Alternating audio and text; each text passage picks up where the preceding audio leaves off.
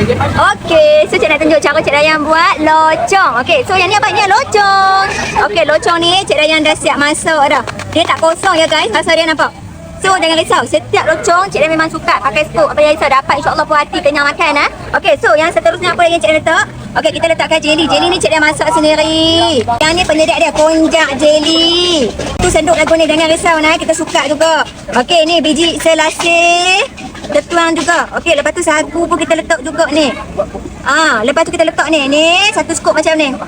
Okey, so nampak satu bekal macam ni apa boleh makan 2 orang, 3 orang memang puas hati. Kalau kata tak habis boleh simpan dalam peti ais boleh makan. Okey, saya tunjuk pula kita ada juga. Ni saya tunjuk apa kuah krim dia. Ini bukan cream cheese ya. Okey, ni kita kacau.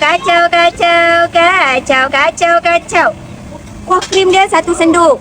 Semua ni Cik Dayang dah buat sukatan, dah buat R&D supaya yang rasa tu best. Okey. Yang ni Cik Dayang punya kuah lemak, kuah susu dia yang kita buat sendiri, kita tak menggunakan santan. So dia campur klasik, dia campur dengan moden, memang sedap amat. Nampak? Sebekas lagu ni memang puas hati. Okey, satu lagi Cik Anuk. Okey, Cik Anuk nak makan, nak makan gambar kan? Okey. Cik Dayang tukar camca. Camca siap berplastik lagu ni. Hari tu orang dah kata stres dah tengok Cik Dayang makan camca kecil cuek. Lah Cik Dayang bagi camca besar. Lepas tu ni berplastik. Nak tunjuk gambar ni. Puas hati tak puas hati kalau makan locong Cik Dayang.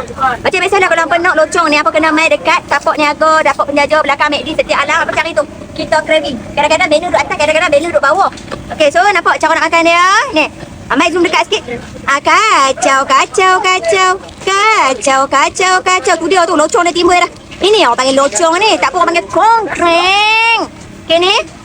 2 orang 3 orang makan memang puas hati. Takkan tak puas hati gambar. Bismillahirrahmanirrahim. Sebab lagu ni RM15 makan 2 orang 3 orang puas hati.